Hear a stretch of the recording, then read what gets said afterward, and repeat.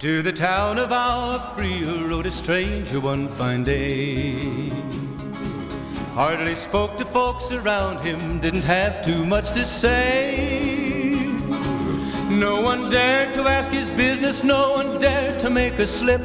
The stranger there among them had a big iron on his hip, big iron on his hip. It was all right. We're on another book pod, J&M Book Pod, which is now on YouTube because I found out how to sync my YouTube channel with the podcast link, and it just automatically uploads them there. So just in time for me not to have my history. Now they've made history an option, and so now I open YouTube and it's a blank page. Oh, really? Yeah, that's. Sometimes I wish maybe I should do that. I don't want to be so recommended things so much. I just hate. Yeah, I hate being tracked for everything, anything and everything, all the time. Even though I know that it's inevitable, and even though I know it's inescapable, I try to avoid it if I can. And so, but actually, I miss seeing what I looked at before. Yeah. Anyway. Yeah. I have one YouTube account that, is full of like comedy stuff and like movie stuff. But then my other YouTube account for posting my English lesson things, I think I clicked one time. It just shows you a random scatter shot of, hey, how about any of this? And one of them I clicked on was like, well, I have 2 weeks left, and it says like my cancer journey at like final, and I'm like, what the heck? So you click on that. Yeah, you click on that and now every time it's like, there's so many of that, there's so many people who do that. Go, well, this is goodbye, and you're like, geez. So that's what that's what forever. I mean. Forever in your stream. I know it's and it's all machines doing it. Is the other thing. So I just don't like it at all. But I do have my little favorites that I like to while away the time with. But it is a total time suck, so I probably should not. Yep. Speaking of time suck, Speaking of time sucks. The classic,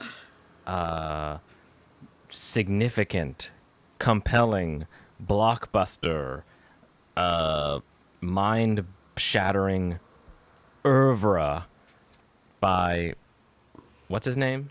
Cormac McCarthy. Okay. Cormac McCarthy. Blood Meridian, maybe the most important literary work of our era.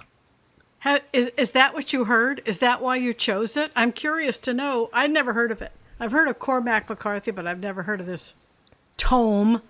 Yeah, what brought you to choose this? So yeah, Cormac McCarthy, he's a writer, and he wrote what's it called? No Country for Old Men, which is that Coen Brothers movie, which is pretty, it's pretty badass, and I guess it won Academy Award, and it's pretty cool. You're like, wow, it was a retro movie, like 1980s or something, or 70s, and then it's like Texas. You're like, whoa, what is this, like wild country? And it's like lawless, kind of a cowboy movie, but in like modern times. But anyway, but then people say, oh, like, but Blood Meridian is the Sistine Chapel of his whatever. And I'm like, and there's even like there's a YouTube series of a Yale professor talking about it. And you're like, okay, well that legitimizes it. So then you eventually check it out.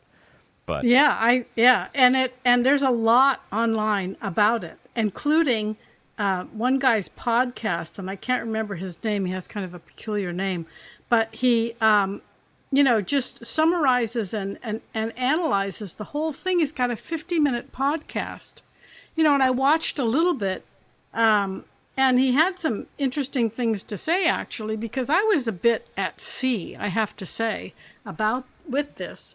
But the more I read online, a little bit clearer. It became a little bit deeper than I thought. So I enjoy the analysis, even though I loathed reading the book. The process of reading the book was horrific and awful and terrible. However, the discussion that follows on Reddit or YouTube or wherever has been rather illuminating and interesting. Yeah, I guess I'm the same. Yeah, I thought the book was really just like, kind of ridiculous and, you know, go, violently pornographic and just like shocking. And, I'm going to say that I definitely think it's like overrated. And so, lots of people say this is like their favorite book of their life. And I'm like, oh my God, what are you talking about? This is the best book. I read it like once a year. And yeah, I analyze it. And anything you could say to critique it, yeah, Reddit will jump on people saying, okay, well, yeah, you're not at the depth. You're not equipped to process the profundity of just whatever. And you're like, yeah, but usually a book has a story or like a character, and anything, to refute that is a comment like, well, yeah, that's it. This subverts that, or words like that. This this circumvents that device and rejects that. That's the whole point. And you're like, okay, well, well then, okay, how about well then, yeah, it's not. Where do we go from here? It's not a usual format. It's like, okay, yeah, well, go back to your format books. And so it's like, okay, so now we're in the territory of, okay, so you're just like you're kind of enamored with the performative nature of it. Like, yeah, it is difficult to read. It's intentional. It forces you to think.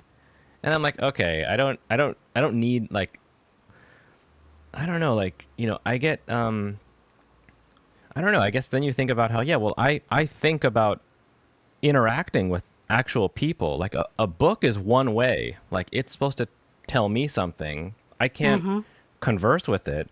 So, but that's what these super fans talk like. They're like, yeah, well, it is a dialogue with the book and you have to. And I'm like, what? No, a book is one way. Like it comes in to my brain, and if it's too annoying or too shocking, I'm like, okay, this is not as annoying and shocking.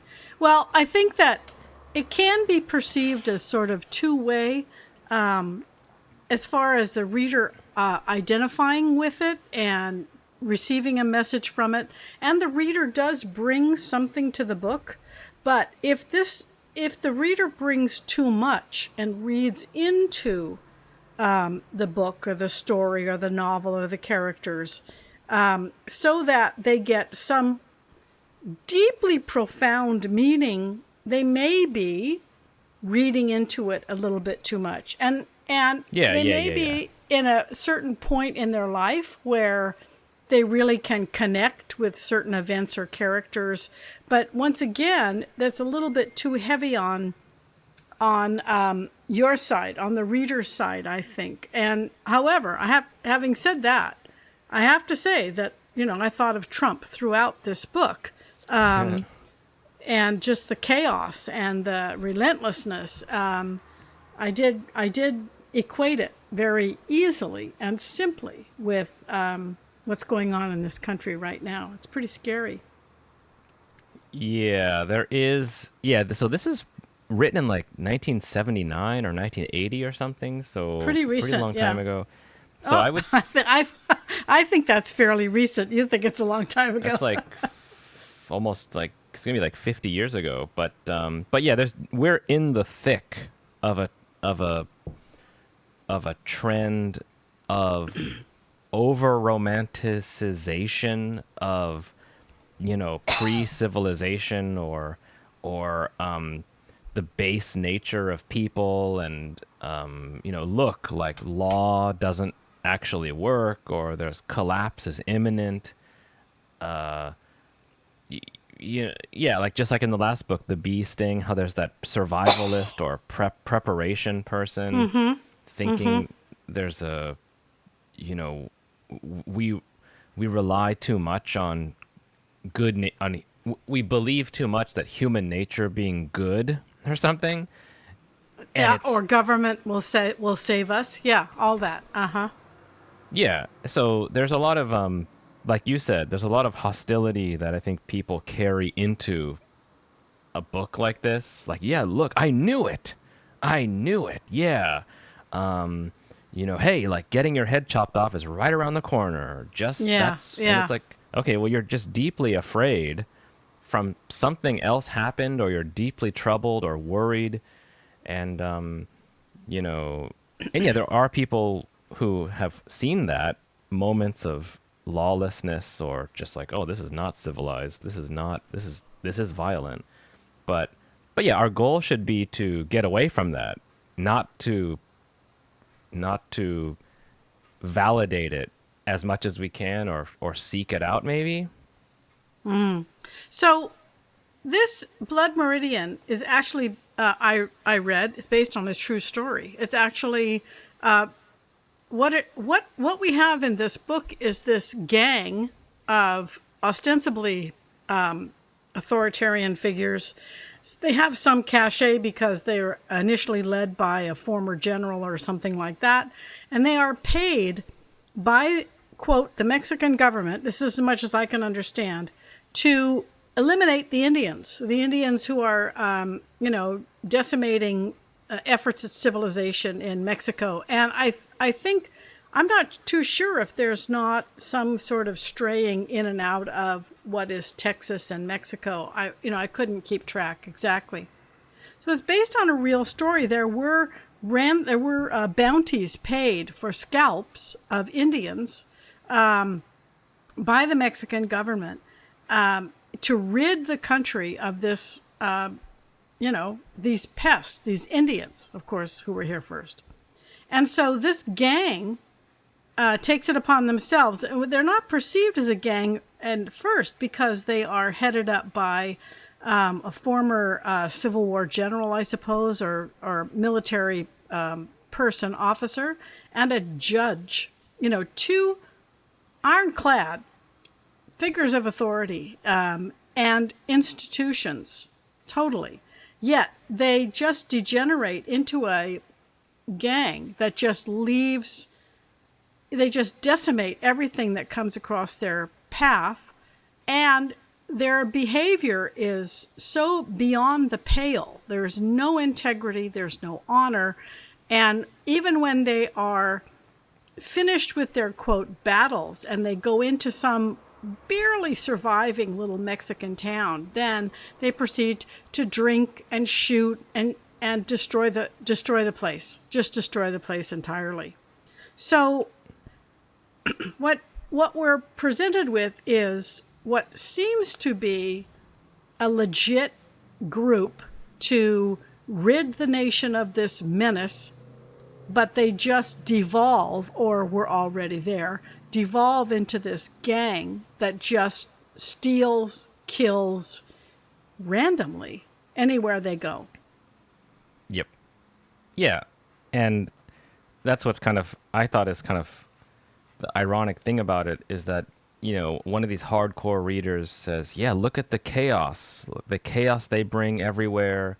They're just, sociopaths. They murder and kill and trick and lie. And that is where we could revert to. We could devolve into that.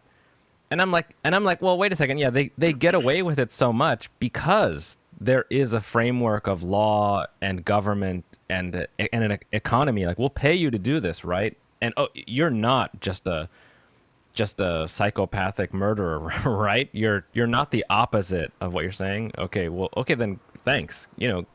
Yes, let's do business. But so they're just running rampant because they are, they're believed to be who they are until they're not anymore. They're sort of legitimized right? They're sort of legitimized because they have titles, judge and general, and they are paid by a government. But really, they are just the corruption of that. They are the antithesis of any kind of civilized institutional order system. Yeah, and you're like, let's say even a more modern one, if you're a builder or a contractor, you don't know what you're doing, and you got some tools, and you can say, someone says, "Oh, can you fix my roof?" And you're like, "Yeah, I know how to do that." Like, oh, okay, then how much? Like, well, like $10,000. Oh, wow, that's great. Okay, thanks.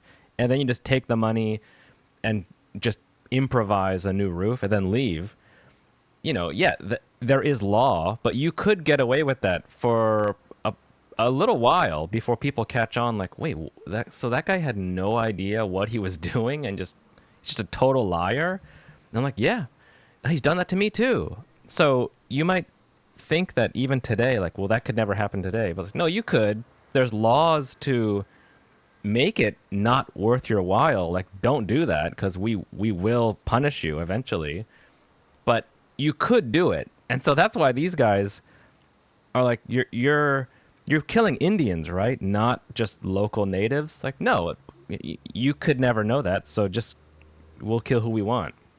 So anyway, I guess what I mean is, yeah, like, chaos and just being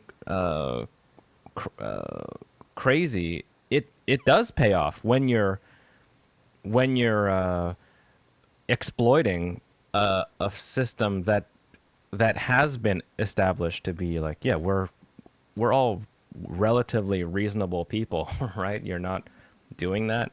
But that's why I think the comments about these characters are overblown. Like, yeah, this is the true nature. It's like, well, they get away with it easily because they're within this civilization. Does that make sense? It kind of makes sense. It's inherently hard to grasp because the characters they so corrupt the expectations that we have, and they are in fact a little populated area. They have no oversight. They are contracted to do this, and they just go on their merry way. And they have bad intentions. Some of the characters have good intentions, but the number one, villain, the judge, has bad intentions. He has bad intentions from the get-go. I mean, a lot of comments that I saw on online were, he is the devil. He's a personification of the devil. And he's worse than just the killers because he's manipulative. And that's the first scene that we see of him.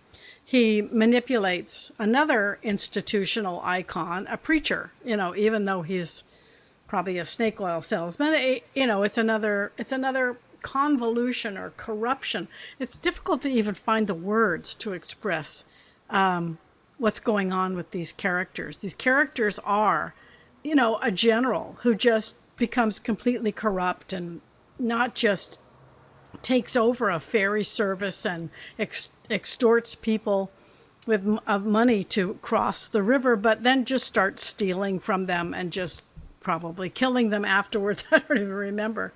A judge who's a psychopath, crazy, who sits around the campfire spouting what can be perceived on first glance as possibly philosophical, but really it's all just bullshit. And then an ex-priest, Tobin.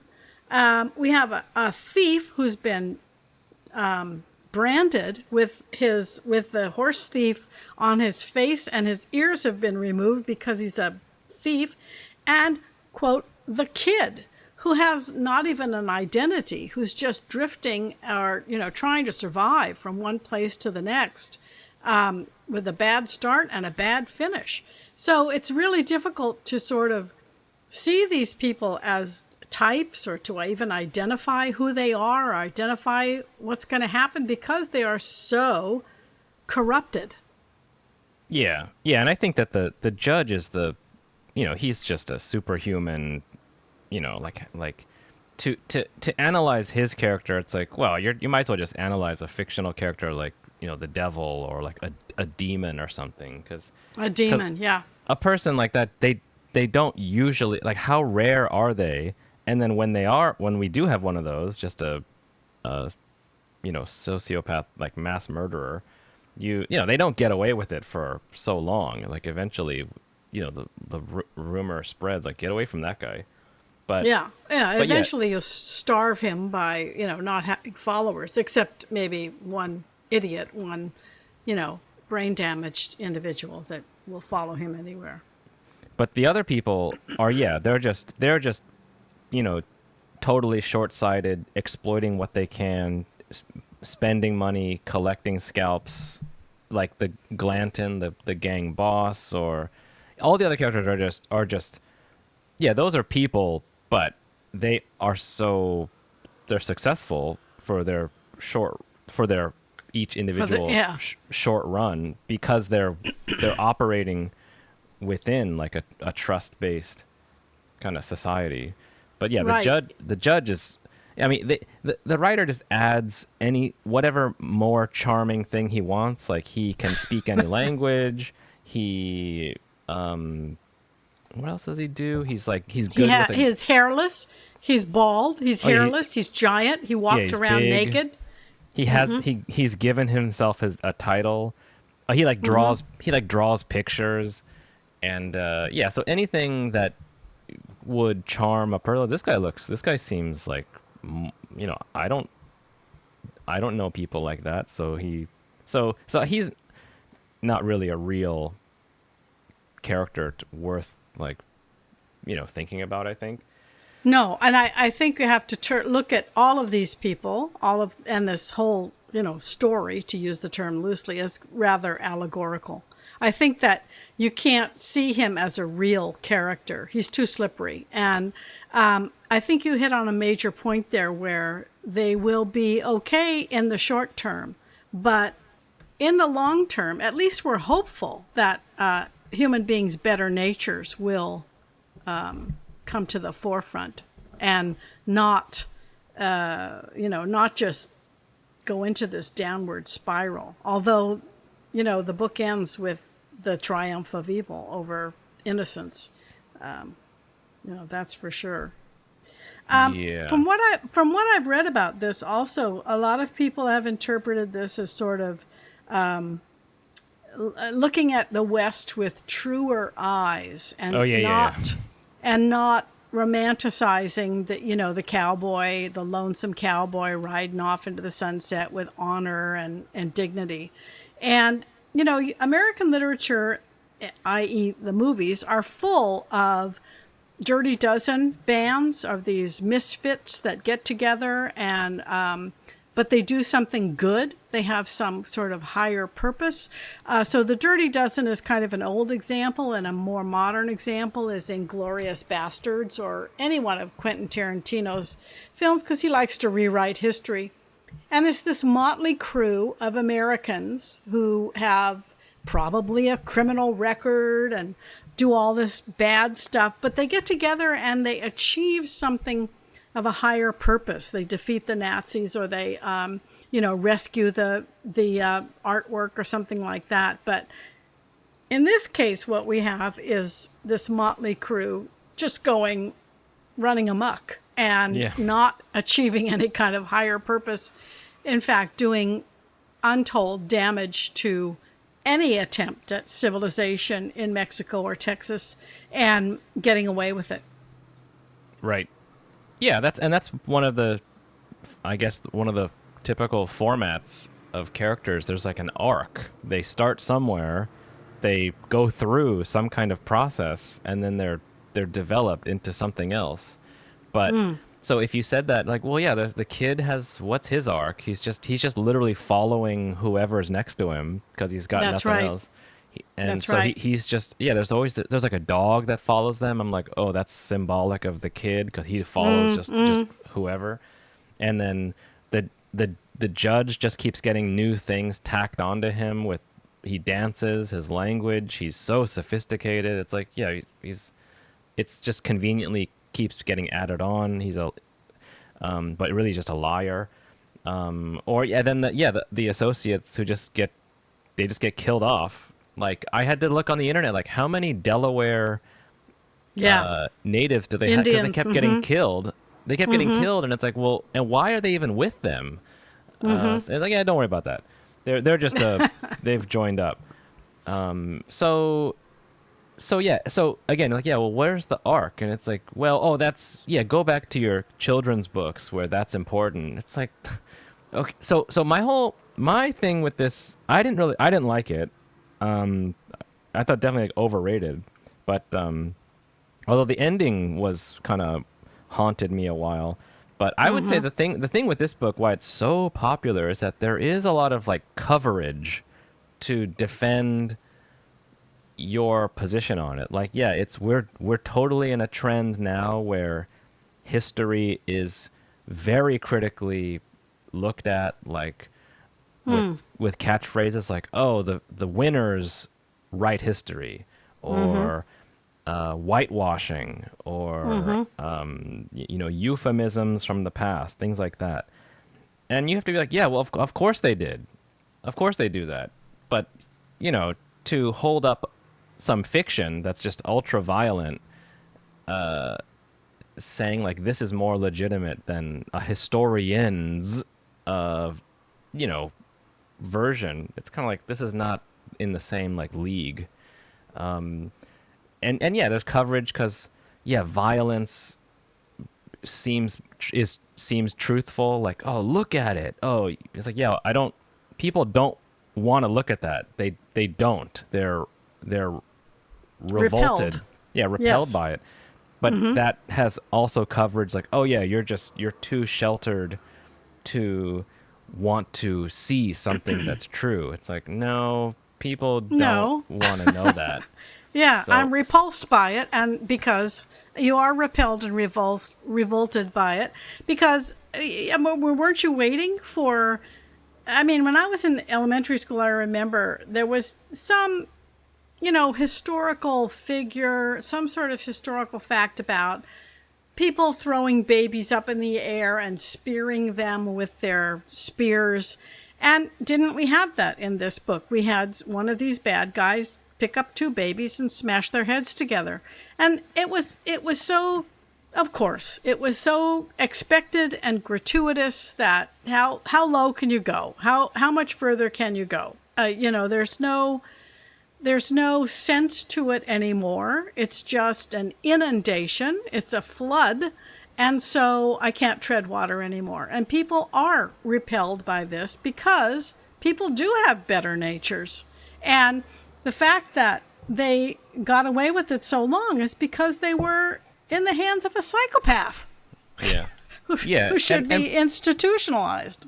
Yeah, and plus the coverage of like, yeah, well, I can handle looking at this this type of violence. And it's like we have like school shootings. Like that is an actual thing.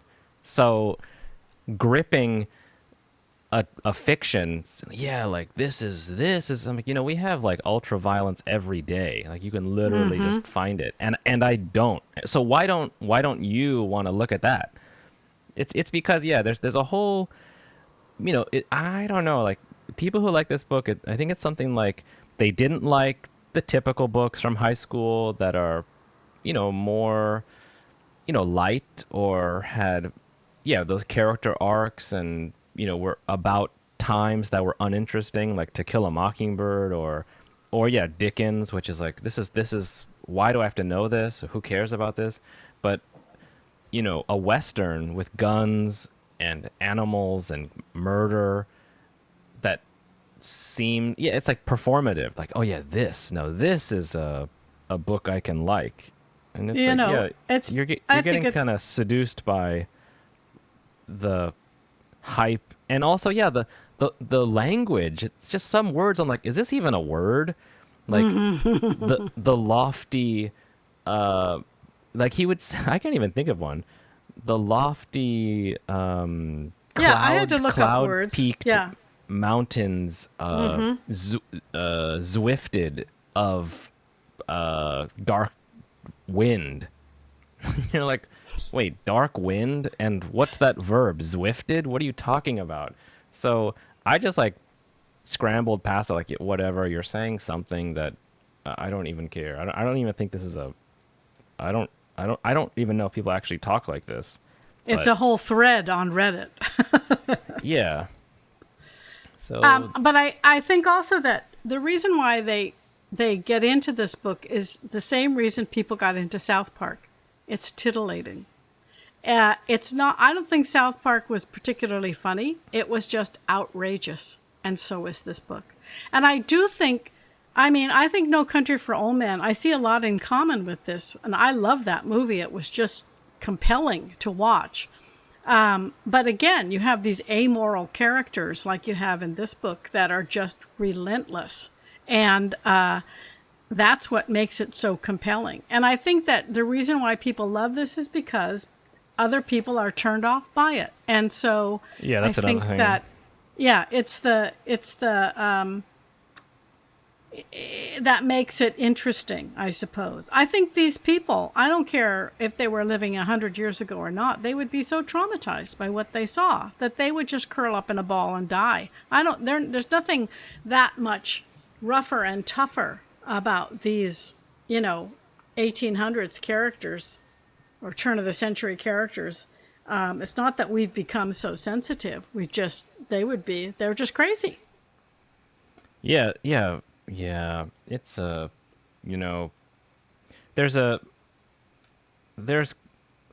in the thick of a trend where, like software is doing so much of, simple jobs. Those are just, and people are being said you're unnecessary, or you have to learn more skills, newer skills. And I'm in that too. I'm like, I don't want to learn programming or coding or whatever. But yeah, so there's the counter to that is like, oh, all this studying or learning, you're soft. You could never fight me or fight someone. So that it trends towards learning to fight, learning to subdue a person, or strength training, Joe Rogan style.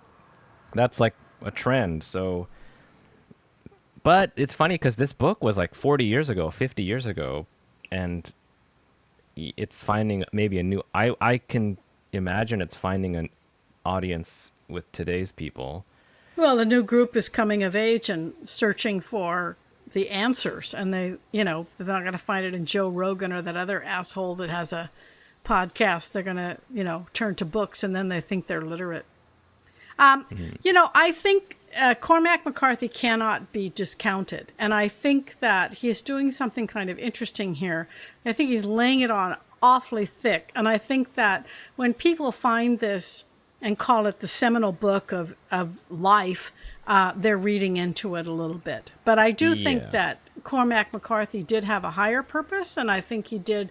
I think he is a skilled writer, and I think it's a little bit deeper than some of these people that profess that it's their most loved book. I think it's a little bit deeper than I imagined at the first reading. So I went back because I did a lot of online reading about what is this book about, or why do you like this?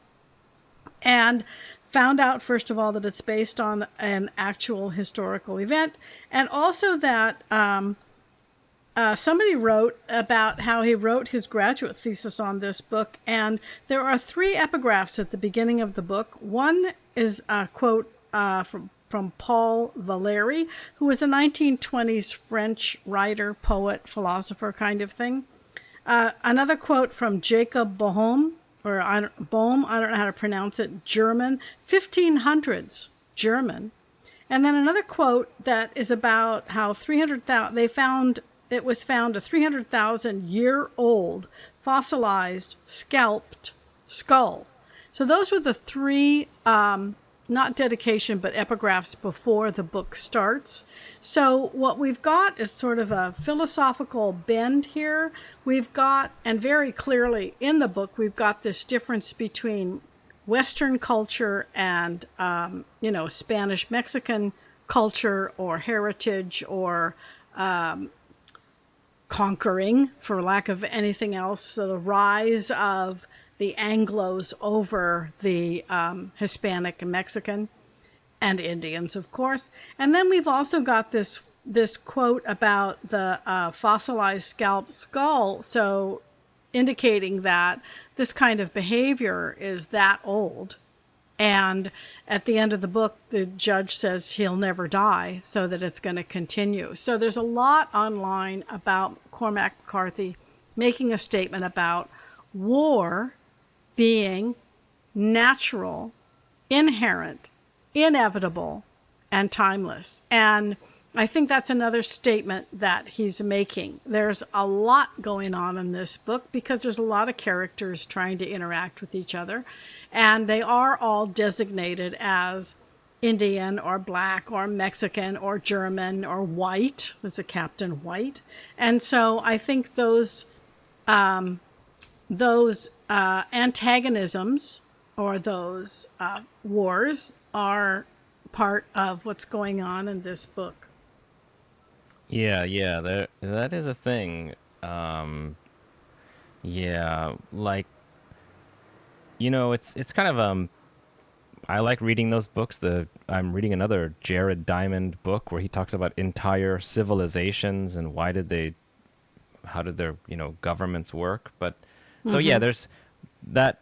Sounds true, like human nature. War is a thing. We're all fighting. We all have a base nature that we could devolve to at any moment. So you should prepare now.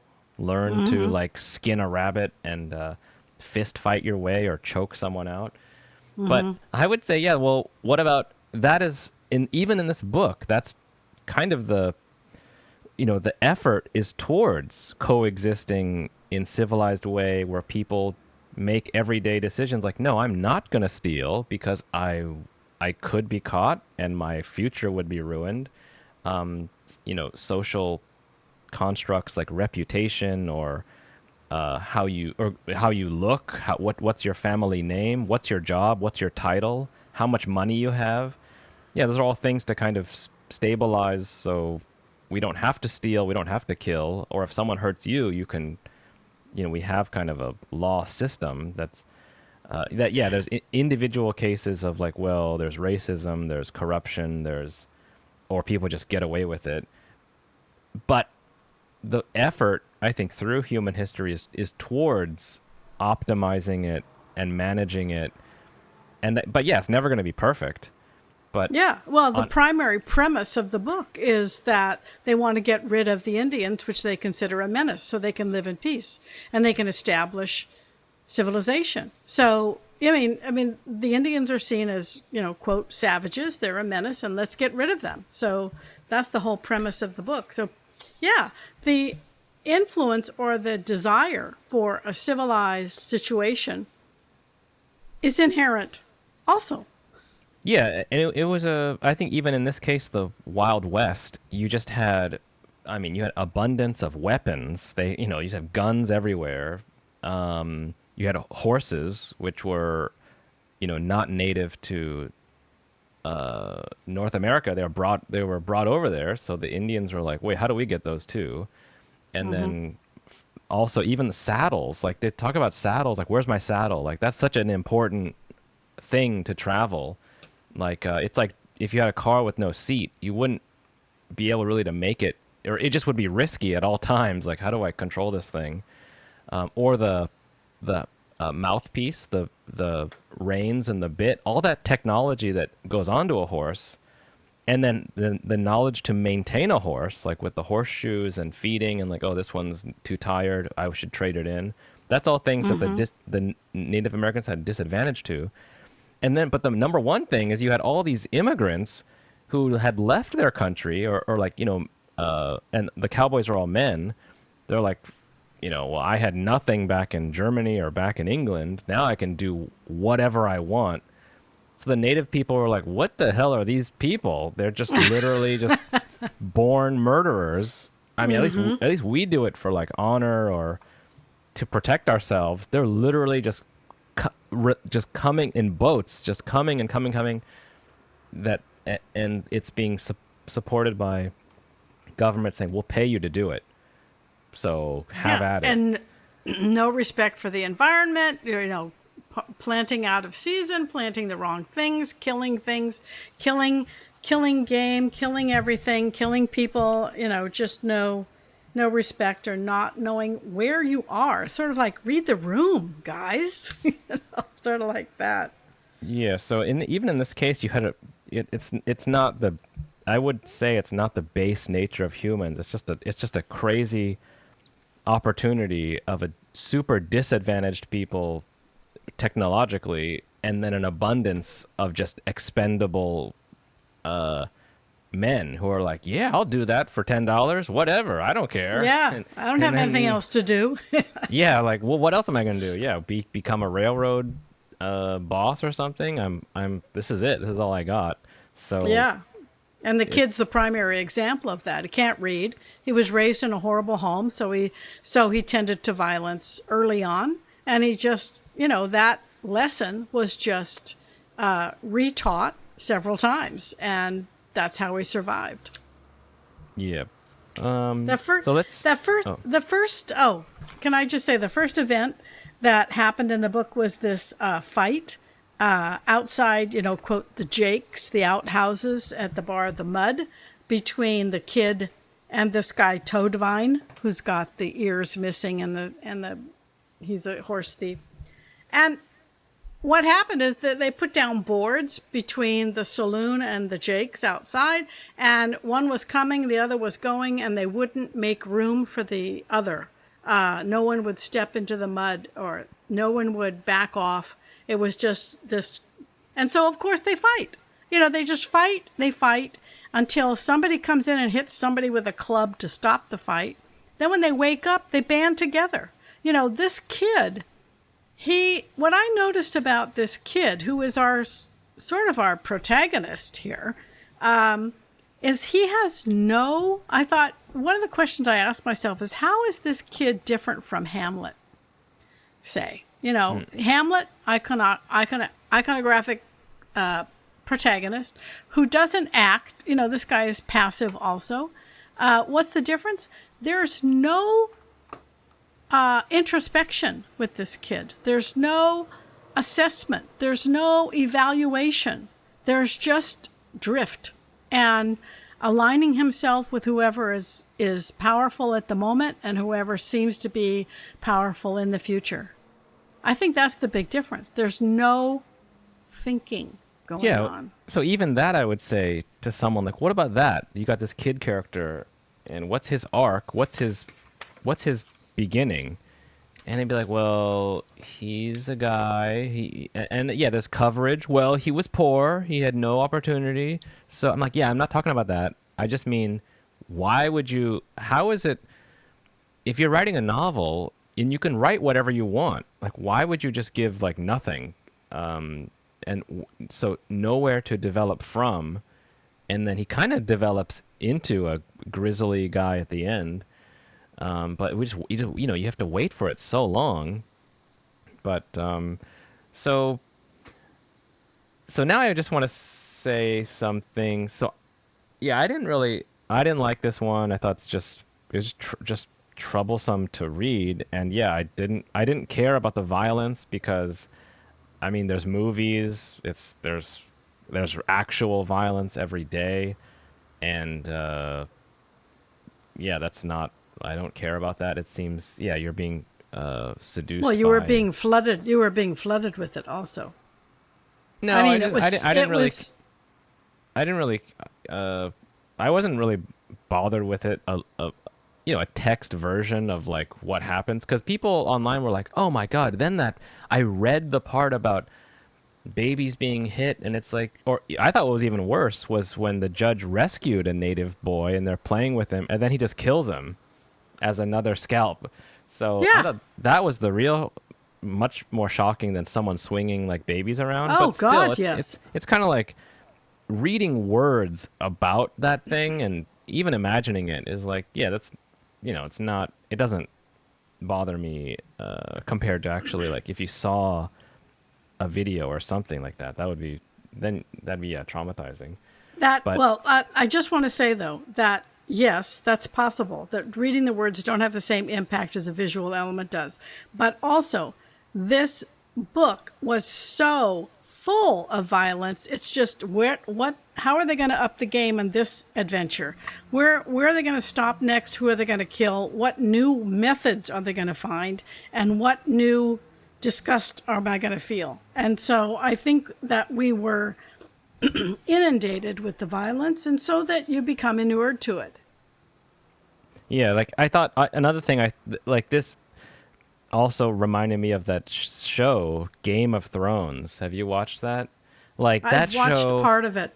That show is so popular. Everyone thought it was so significant. Like same thing. The vastly important cinematic work of Game of Thrones, and I always just like hated it. I thought this is also just like, you're being seduced by British accents and steely faces, and then someone's head gets cut off, and or someone's dress falls off. Yes. Yeah, it's like, you're wanting to believe this like historically significant, because the same thing, the coverage, like, yeah, but if you look at the real history of England, they're cutting bodies in half, they're kidnapping daughters, there's bastard kids, and they don't blah blah blah. I'm like, yeah, that's okay, but you're watching a fiction show, and it's there's so much shock, and characters are introduced, and they just keep adding on more. Then that guy's gonna die, this guy's gonna die, but yeah, I was like, this is not as great as everyone's making it out to be. But there's that coverage that it's historical, it's so violent. And like, you're just too unaccustomed to this type of reality. And I'm like, it's not reality. And it's not reality. You want to think you're learning something, and it's a show. It's like, right. That's like what it is. So I think you used a very important word, Joe. You said significant. People want to believe it's significant, when I think really what it is just outrageous. And so therefore, we're just shocked because it's not something we sort of thought about. But once you calm down and look at it a little bit closer, maybe it's not so significant. Maybe it's just outrageous. Yeah. So, like, I love that show, Rome. That show, I'm like these guys are like kind of history experts who had to write a series, who were given a big budget, but the budget ran out. They had to cancel it. So they had to, the second season, they squeezed everything in. But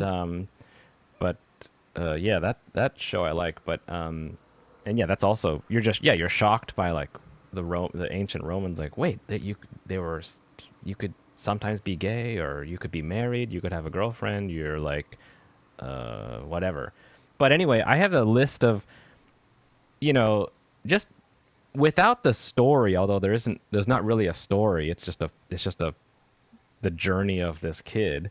But I got some notes here that are dismissible, but the writer put it in there, and you might be like, well, why is that in? So the first one is that in the beginning, it says the kid's he lived with his father, and his father was a teacher. Did you read that part? I don't remember that he was a teacher. I just remember he grew up in like violence, or is horrible. Yeah, the mother passed away, and the father was a teacher who then became a farmer or something. So I thought that's like, okay, yeah, well, learning doesn't work out. You just get back to the brutal life of toil. Yeah, because the kid couldn't read.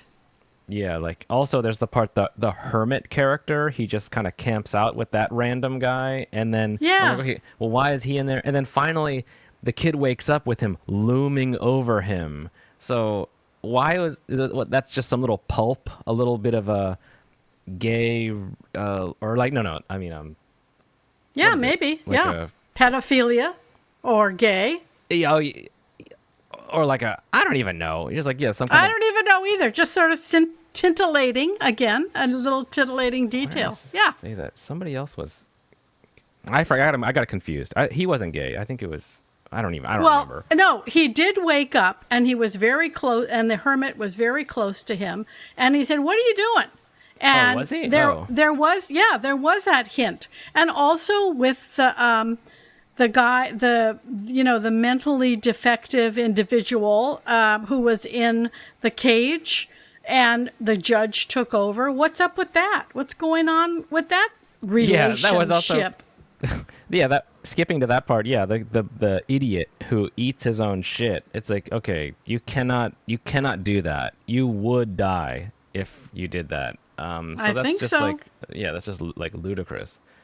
The bartender who has to fight the kid after he sweeps the floor. He's like, some local boss says something in Spanish. Yeah, there's lots of Spanish in it too that you're like, what are they talking about? And so you're like, okay, well, I don't have to know that. I'm not going to research that. And but the annoyed bartender who has to fight the kid who gets just hit with like bottles. Like what was that about? Why was that in there? And then the two guys named Jackson. One guy's black, one guy's white, and the white one gets his head cut off. It's like, why was that important? Who cares about that? I don't know. Yeah, that's another one. Yeah, another throwaway.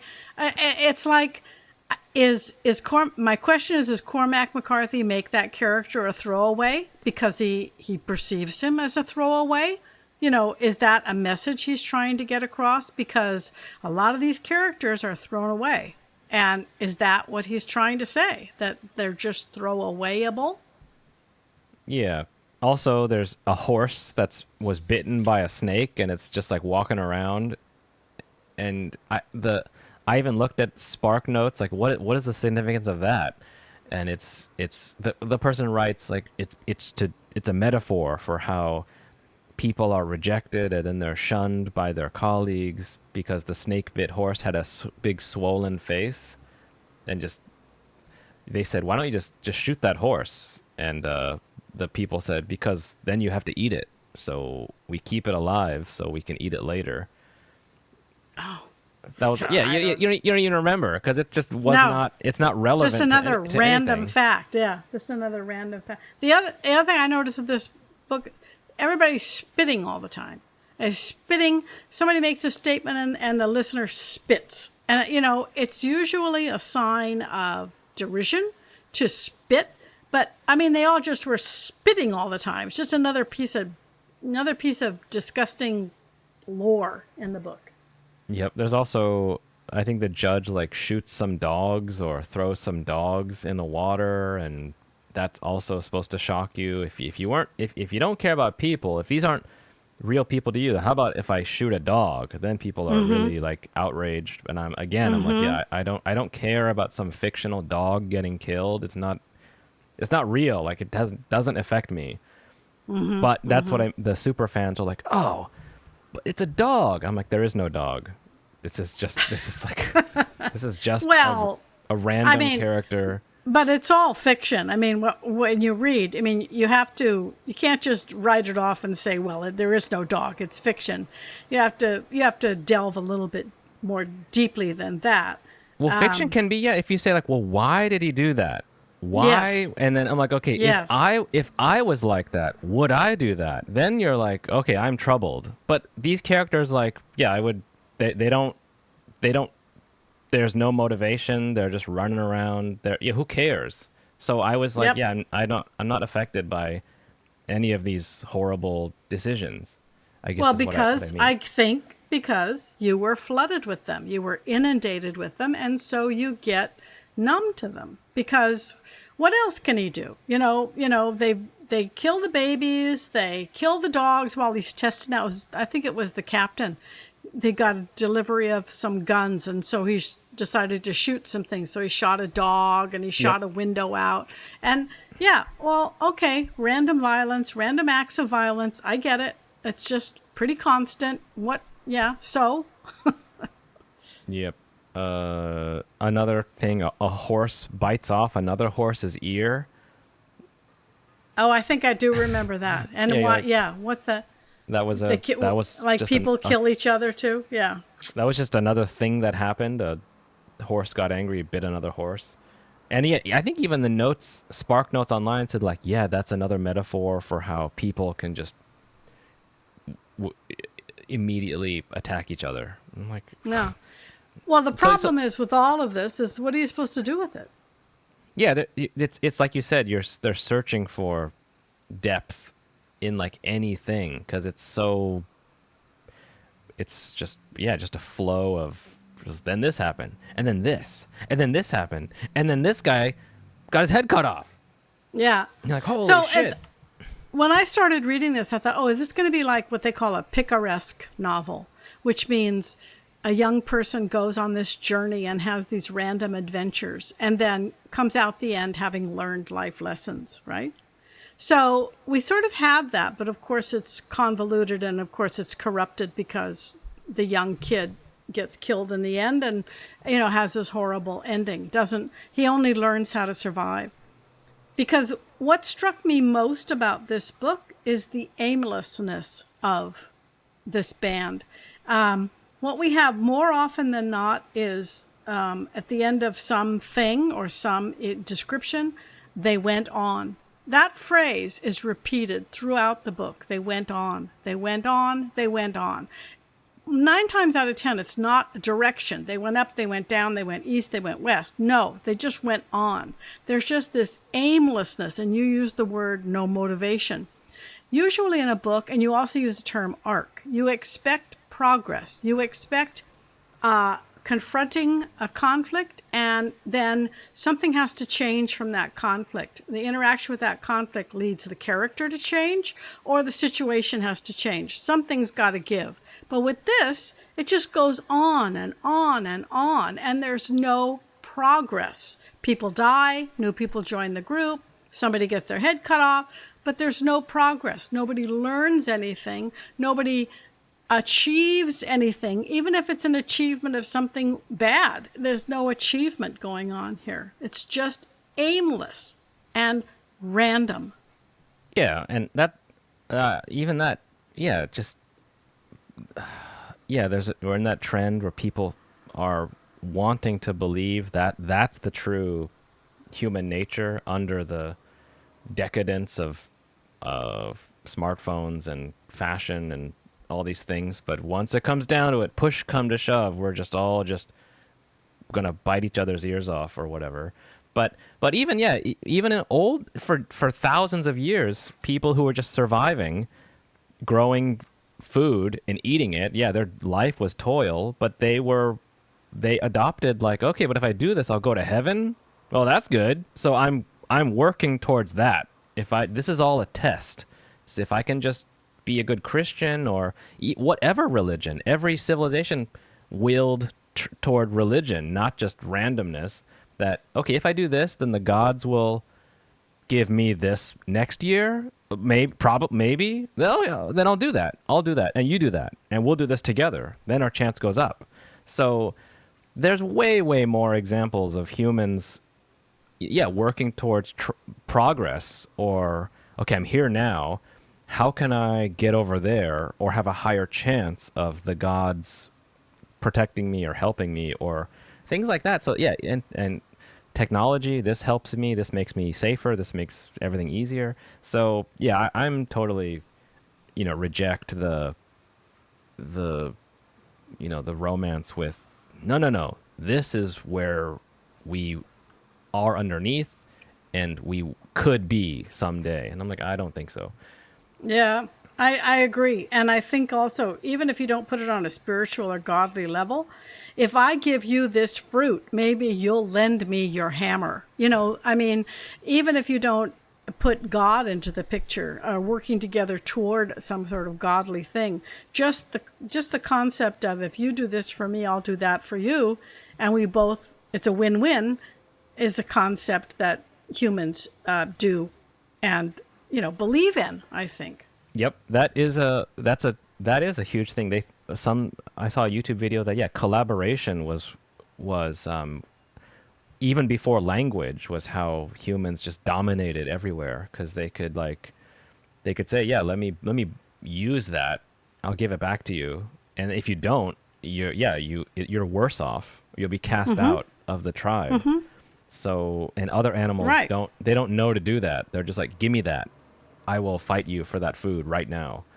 Yeah, Tomorrow- and then if I'm stronger, I'm dominant, I'll win. Yeah, but rather, this is what civilization is. They say the birth of civilization is when they found someone with a healed, broken leg. Now that means that individual was able to continue within the group and could heal and not just discarded. So and I think that's what humans do. I don't believe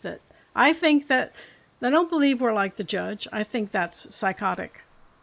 Yeah, so I think so the ending, let's talk about the ending. So the most popular, or what do you think is the ending?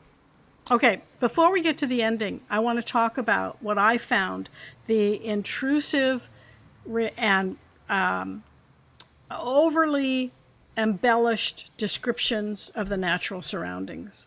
They really stood out to me that they were so intrusive, and I didn't understand what the goal was here with all of this description and rather flowery language, and often this is where you have language that you have to look up. And maybe he wants to immerse the reader in the environment, maybe. Or, 9 times out of 10, the environment is not lush by any stretch of the imagination. It's barren, it's desert, or mountainous, or snow. Nevertheless, even though the environment was what I would term rather harsh, they don't seem necessarily put off or defeated by the environment. They just go through it, like they just go on. And I think that McCarthy is making that point, maybe, that the natural element in human beings to war and to fight, and you don't have to agree with this, but I think this is what he's saying, is just as natural and mindless and aimless as this desert or this mountain. It just sort of is what it is. And I think it really stood out to me. I made a couple of notes about why do we have all this natural description? Why do we have all this environmental description of the surroundings? Is it going to make a difference in the story? And it doesn't. But I just think it cohabits the relentlessness of this gang, the relentlessness of nature. They just sort of cohabit the same space. I just wanted to get that point in because all that description stood out to me. Okay. Yeah, I was always just like rolling my eyes at, phrasing that was, the horses corrumped up the white, cold, dark, and you're like, what? Like, so there's a verb that is from ancient times or whatever. There's an adjective that does not usually attach to a noun, cold, dark, and then wait, so they walked up the dark. So you're just like, okay, dude, I don't like. You can earn this type of, poetic language if something is happening. Like, if what are we doing? So that's why I was like, dude, you're not winning me over when if you've got these flowery lyrics but your guitar playing is like going nowhere, I'm not gonna care. I'm not gonna care about it. Interesting. I found it monotonous. I want to get through this. Let's get over with. I found the natural descriptions monotonous, and I found the violence monotonous as well. And just let's get out of here. Let's blow this pop stand. Right. Okay. Okay. Ending. Yeah. What do you think happened there? Oh, I think the judge went in that outhouse and raped and killed the kid. Yeah, that's the most popular thing. That would be I think Reddit said, yeah, that would be just the worst thing to happen to you. It just was the worst thing. And it's so horrible. They don't even tell you.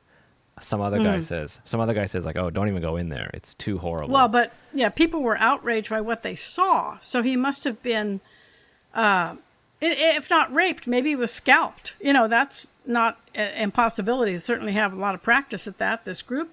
But it presented a picture of something horrible. And although we haven't seen the judge rape anybody else, although I don't know what he was doing with that idiot, that was like the worst thing I could imagine. But scalped, it just occurred to me, is also a possibility. There was something visually horrific about what people saw when they opened the door.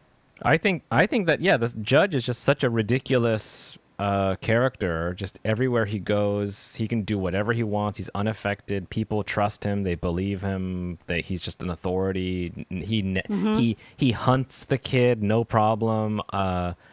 Just this invincible character. So I'm like, okay, well, he's obviously like, yeah, a ghost or devil or demon or something. So the text says he wrapped his arms around the kid, and I think he like absorbed him.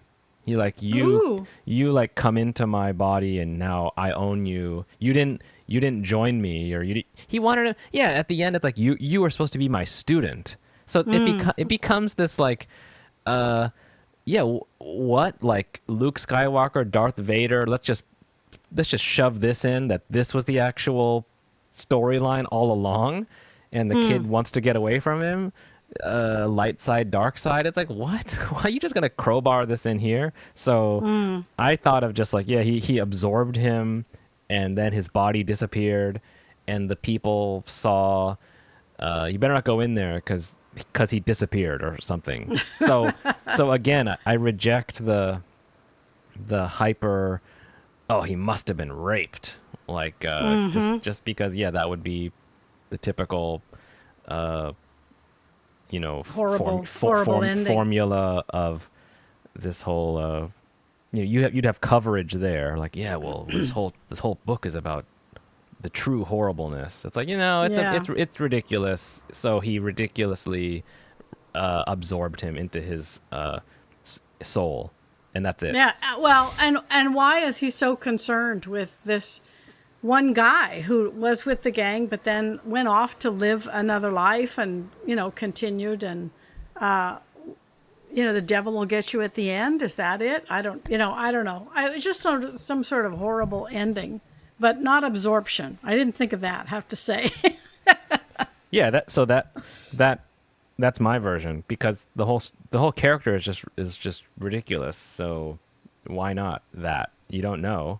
But yeah, I think that would upset the super fans. Like, oh no, come on, of course he. So that's why you're saying it, yeah. Yeah, I'm like, well, yeah, why not that? That's it. Could, who cares? Well, I think it's the same thing with the judge sitting around the campfire and waxing poetic and sounding all philosophical, but not making any sense.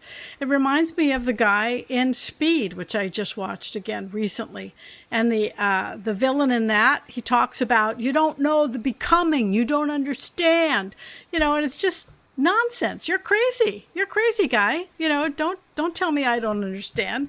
You're nuts. Yeah.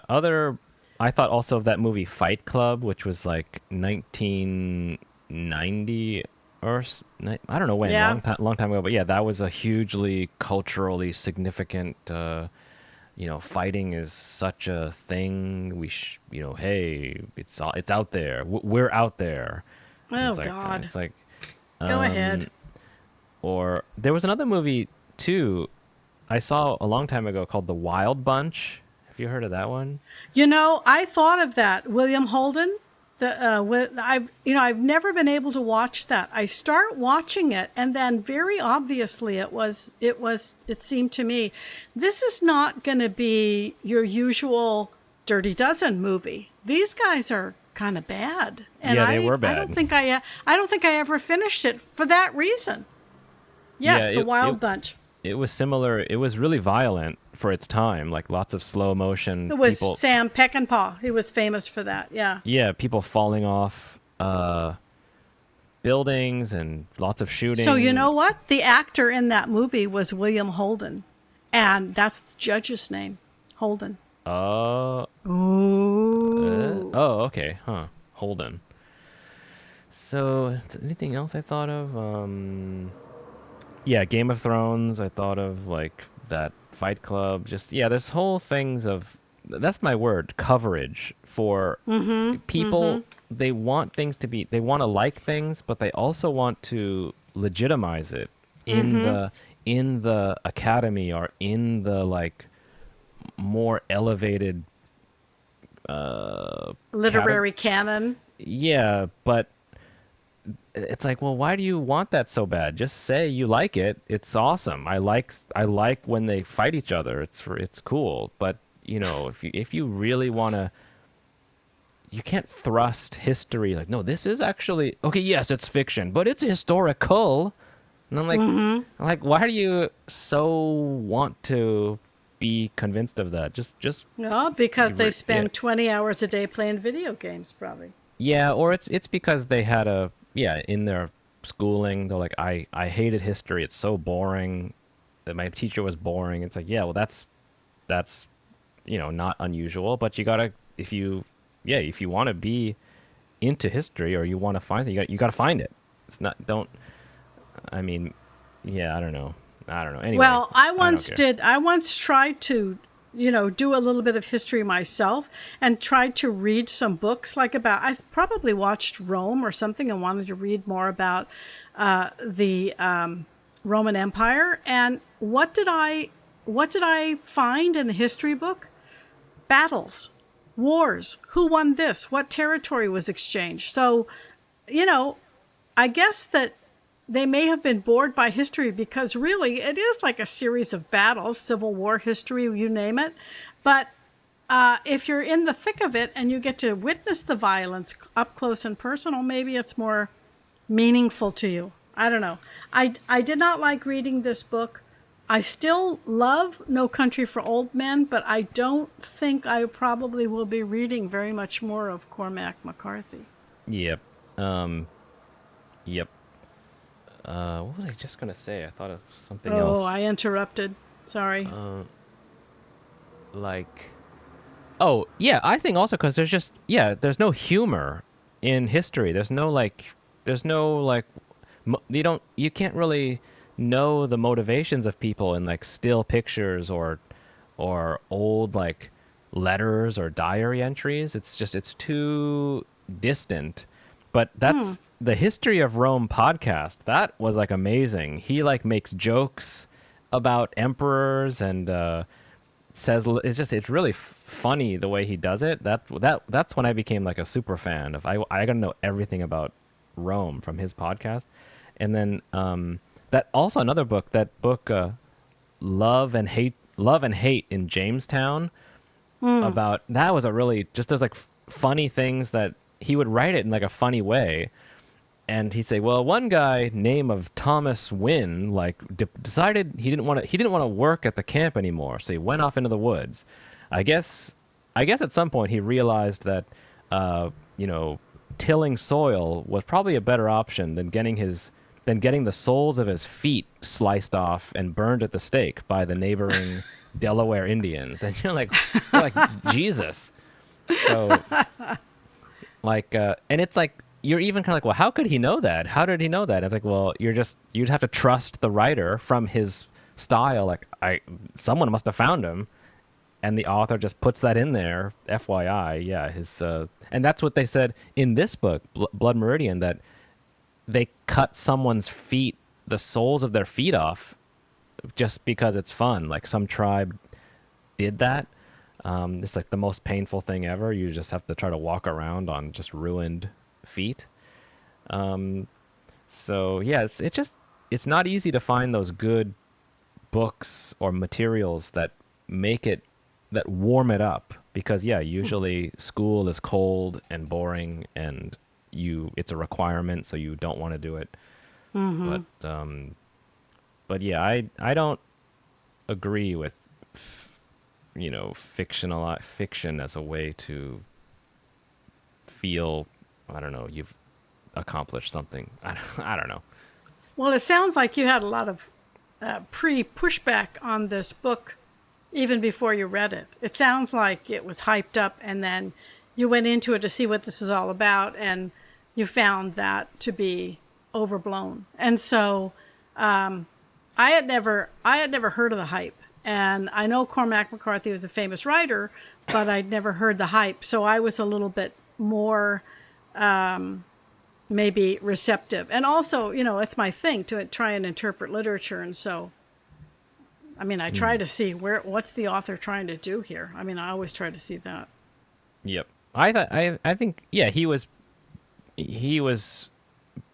if this book was written today, I would see it as like, okay, this is trying to catch that trend. But because it was so long ago, I guess like maybe he was the beginning of it, of like maybe ahead of his time. Maybe, I don't know. Yeah. I don't know. And Fight Club, I sort of see Fight Club as the epitome of that movement. Although there are survivalists, but they, I don't know. I don't have a context for it.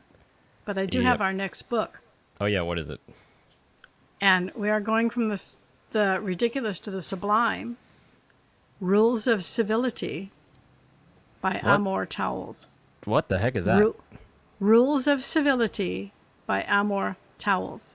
He wrote The Gentleman from Moscow. So he's really, he's flying high right now. He's hot. This is, I think, his first one.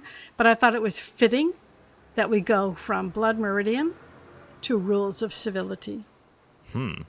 Amor Towles. I love towels or something. Never heard of it. I will get it. Okay. Well, that's enough talking about Blood Meridian. That's enough talk about Blood Meridian. On to the next one. Who knows? On the YouTube, maybe this will get some hits, and maybe we'll get some, I don't know, feedback. Some that would be interesting. That would be so interesting to see what people say. So that's good. Okay, I'm going to stop recording. Yep. Well, hold on. We got to sign off. Okay, Mariana right. signing off. We'll see you next time. Next time with Rules of Civility. He came riding from the south side, slowly looking all around. He's an outlaw, loose and running, came the whisper from each lip. And he's here to do some business with a big iron on his hip. Big iron on his hip. In this town there lived an outlaw by the name of Texas Red.